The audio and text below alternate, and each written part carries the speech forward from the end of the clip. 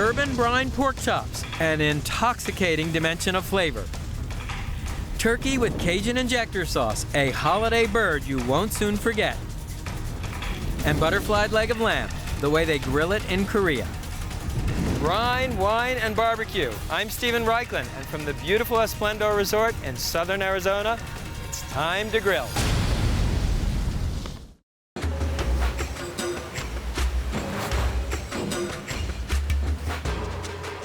Brining and barbecue are like your first love. Once you experience it, you'll never forget it.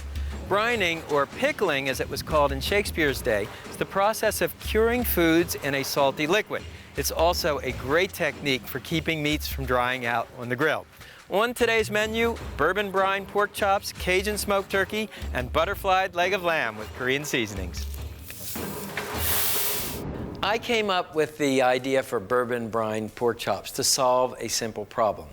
Most pork loin chops, when cooked on the grill, come out leathery and dry. So I thought if I brine the chops, they'll soak up that bourbon-flavored brine, and they'll be moister on the grill. Pork chops present a unique challenge to the grill master. The lean meat tends to dry out when exposed to the high heat of the grill. There's a simple solution, you guessed it. Brine the pork chops. These are beautiful center-cut, boneless pork chops. Each one weighs about 12 ounces. Step number 1, flavor the pork chops with the aromatics. Thinly sliced onion,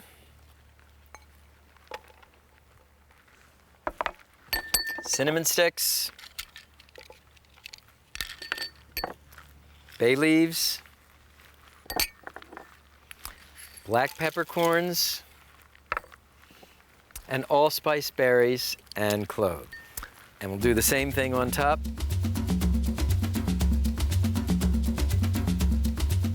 The brine consists of equal parts salt and brown sugar.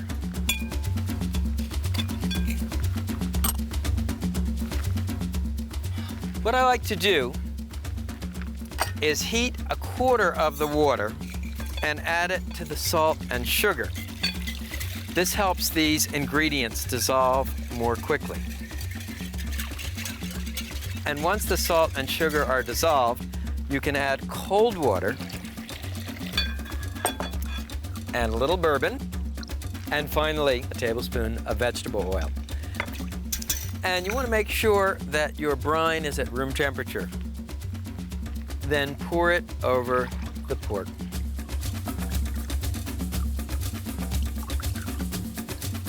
Here's what your pork chops look like after they've been brined for 4 hours. You can also do the brining in a resealable plastic bag.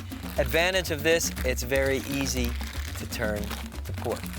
Okay, let me show you the sauce. Pork chops are traditionally served with applesauce, so we'll add the customary cinnamon and the Primal grill touch, freshly grated horseradish. And this is what horseradish root looks like in its raw form. Peel it and grate it by hand or in a food processor. Simply whisk these ingredients together. Now, one more preparation, the wood chips for smoking. I have soaked some bourbon barrel chips in a mixture of water with a little bourbon. I'm going to show you how to make a smoker pouch, which will add a smoke flavor to the brine chops. Start with a handful of the soaked wood chips.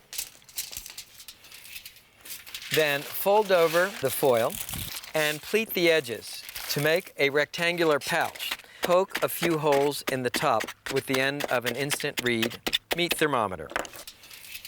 So set up the grill for direct grilling and preheat it to high. Now, if you're using a smoker pouch, what you do is lift the grate, and actually you place it right under the grill grate, directly over one of the burners.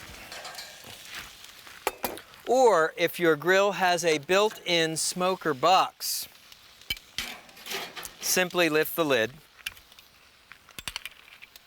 and place the soaked chips in the box. And why do you soak the chips? Again, the idea is you want them to smolder and smoke, not catch fire. And of course, you remember the mantra of great grilling: keep it hot, 1 Mississippi, 2 Mississippi, ouch. Keep it clean with a stiff wire brush.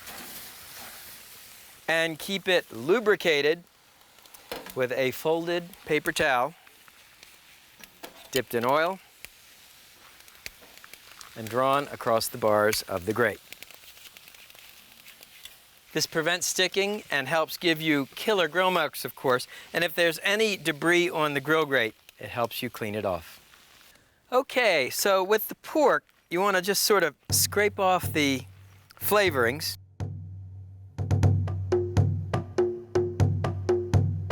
And then brush the top of each chop with a little vegetable oil.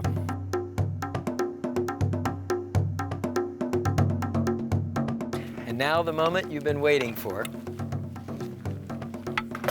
Arrange the chops on the grill. And as they go on, what you want to do is sort of turn them over so they go oil side down on the hot grate.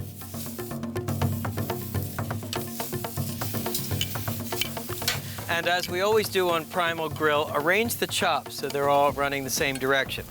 This helps them cook more evenly and again, makes you look more professional. Remember our rule of palm. That says if you're grilling something thinner than the palm of your hand, you can leave the grill lid open. If you're grilling something thicker than the palm of your hand, like these chops, you want to close the grill lid. That will keep the heat in. Cooking time on these chops, about 4 to 6 minutes per side. Remember, after 2 minutes, we'll give each chop a quarter turn to lay on that handsome crosshatch of grill marks.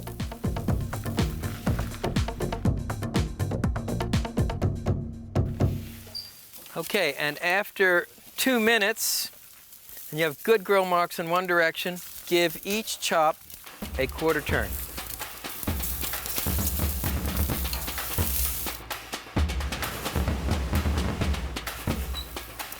And once the chops are grilled on one side, check it out, turn them over.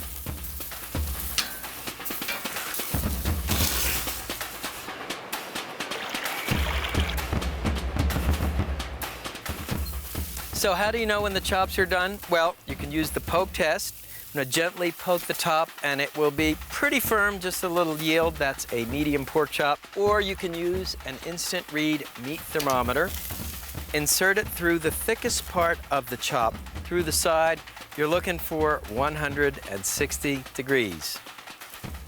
Bingo. And look at these pork chops. Bourbon-brined pork chops with volcanic applesauce. Let's see how we did. Pork chop, volcanic applesauce. Take a bite.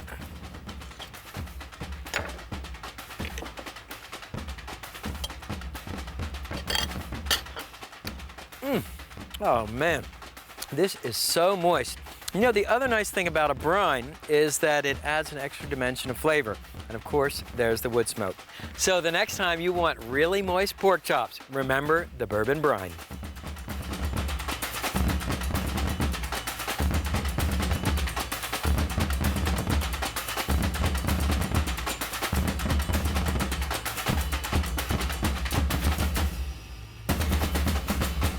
Cajun smoked turkey takes the idea of a brine and turns it inside out. That is, traditionally with a brine, you soak the meat in the brine. What you do in this instance is you create a brine-like liquid and inject it right into the meat. There's another food that's notorious for drying out on the grill: turkey. If this sounds like a familiar problem, there's a solution with a twist. Instead of soaking it in a brine, inject it with an injector sauce. You get to look like a mad scientist, which is always cool in my book, and the turkey will be so moist, it will give you a whole new perspective on Thanksgiving. First, season the upper cavity with your favorite Cajun seasoning. Then sprinkle the seasoning in the main cavity. Step number 2, fold the wingtips under the breast of the turkey. Step number 3, cut yourself about 3 feet of butcher's string and truss the turkey by looping the string under the tail of the turkey, then across the drumsticks, and loop as though you were going to tie your shoes. Pull this tight, then loop the string between the thighs and around the wings. Make a double loop, one, and come through again. This is a surgeon's lock knot, and pull this tight, and at the same time, pull the skin from the neck under the string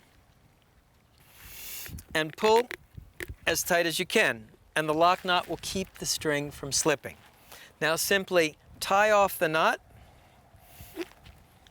and trim off the ends of the string, and your turkey is trussed and ready. And why do you bother trussing a turkey? Well, first of all, it looks more professional. Second of all, it helps the bird cook more evenly. Next, the injector sauce. To a couple tablespoons of melted butter, add chicken stock, preferably homemade, lemon juice, and your favorite Cajun seasoning. And whisk the ingredients together. Place the injector sauce on a corner of the grill and boil it for about 1 minute. Then take the pan off the heat, let the injector sauce cool to room temperature. Here's a batch I made earlier. And now, the cool part. This is a meat injector. Plunge it into the injector mixture and draw the plunger just like a physician would a syringe. Insert it into the deepest part of the breast and squirt in some of the injector mixture. Add it to several parts of the breast and repeat until all the injector mixture is used up. The injector mixture serves two purposes. First, it helps keep the meat moist, and it also adds an extra layer of flavor.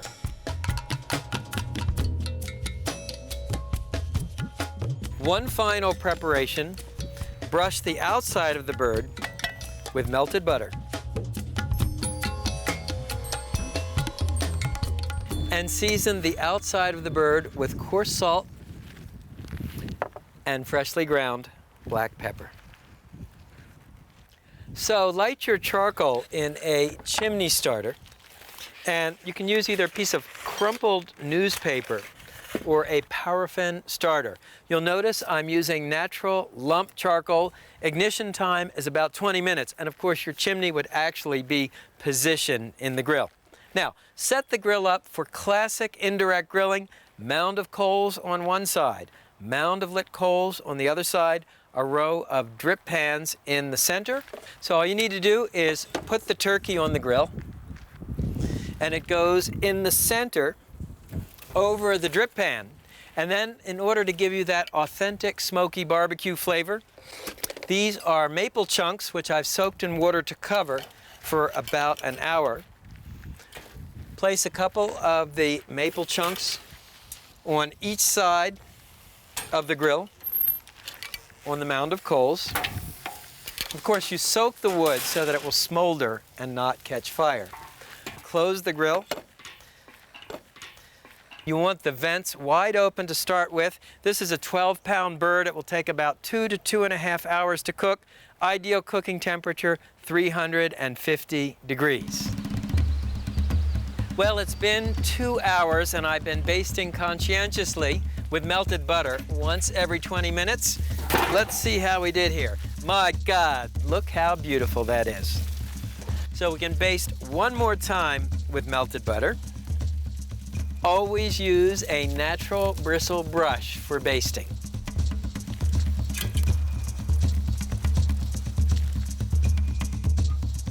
Oh man, that looks good enough to eat. Now, you never want to serve a turkey or any large smoked food right away. You want to let it rest for 10 or 15 minutes so the meat relaxes. It will be more juicy. Of course, don't forget to remove the trussing string. Let's see how we did. Cut off the first piece. The spoils to the victor. Oh man, that's great.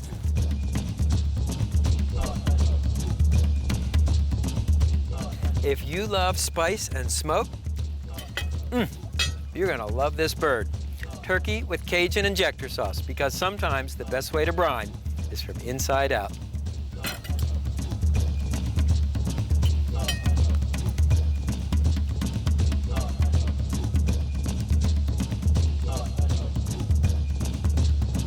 got rice wine, you've got soy sauce, garlic and ginger. That really is a sort of brine. So you marinate the lamb, it absorbs the soy sauce, makes the lamb supernaturally moist, supernaturally flavorful, and it's an Asian twist on this very ancient tradition.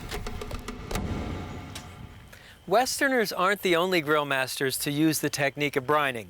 The soy sauce and ginger marinades of the Orient are also a sort of brine. Case in point, this butterflied leg of lamb grilled and served in the style of Korea.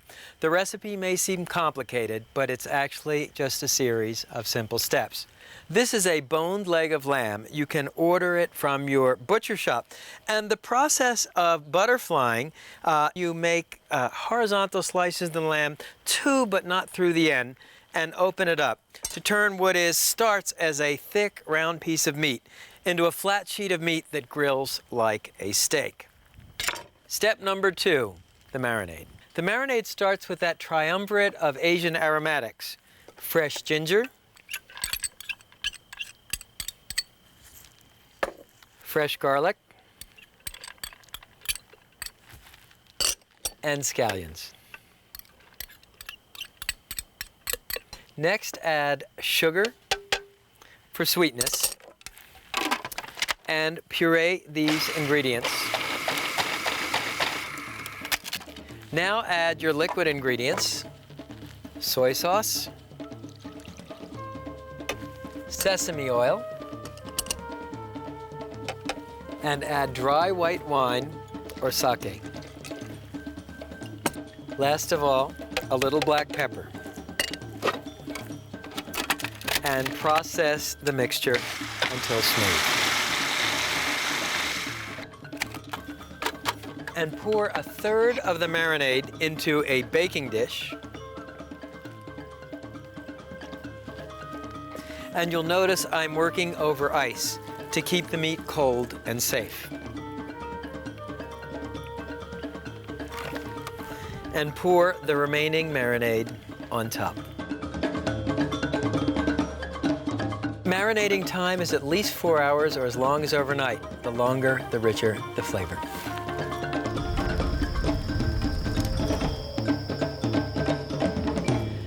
Tonight I'm working on what's called a kamado cooker. It's also called a ceramic cooker.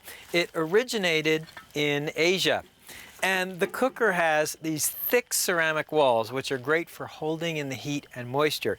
Also has these large vents at the bottom and top, which enable you to go from a very low heat to a very high heat in a matter of minutes. And we'll cook the lamb in a 2-step process. First, searing it on both sides over a high heat, and then I'll bank the heat way down and we'll slow roast it until medium. Here's the lamb, and we'll arrange it on the grill.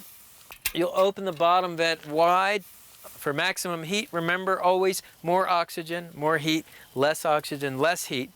We'll sear the lamb on one side first, and actually you can just rotate it around so it sears evenly. Searing time about 3 to 4 minutes. Then we'll turn it over, sear the other side, then close the lid, close down the vent holes so it slow roasts over charcoal. Once the lamb is seared on the bottom, you can turn it over and sear it on the other side. And if the heat gets too ferocious, all you need to do is close that vent a little bit. Idea here is we sear in the juices, then lower the heat to cook the lamb through. Once the bottom of the meat is seared, close the kamado cooker, close down the vents to obtain a temperature of about 325 to 350 degrees. This process is more akin to indirect grilling. Cooking time will be about 30 minutes. Meanwhile, let me show you how to make the sauce. Like most Korean sauces, this one features a contrast of sweet in the form of sugar, salty in the form of soy sauce, and nutty in the form of sesame seeds. For another touch of sweetness, add chopped Asian pear, sake or rice wine, and black pepper, and finely chopped scallion. Now whisk the ingredients together until the sugar is completely dissolved.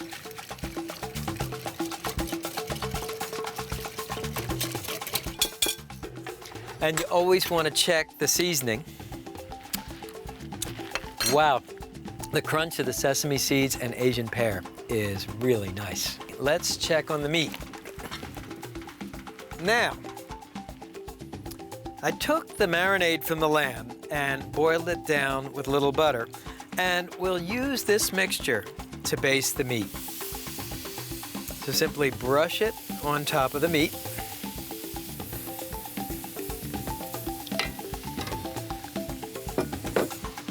We'll continue cooking the lamb for about another 15 minutes.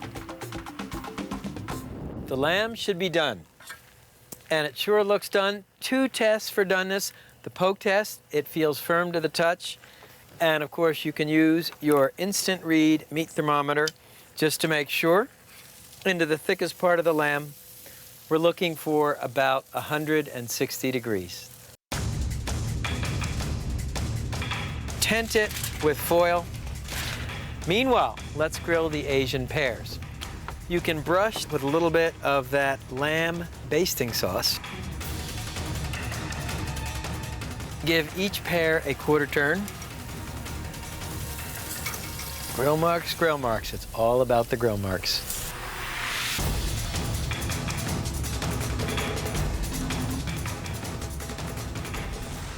Here's how you put it all together. On a romaine lettuce leaf, you place a slice of lamb and an Asian pear and a little bit of dipping sauce. Then you kind of fold the whole thing into a little bundle. The combination of lamb and Asian pear is a knockout. So there you have it, bourbon-brined pork chops, turkey with Cajun injector sauce, and butterflied leg of lamb in the style of Korea. Now you know the secret of brining. See you next time.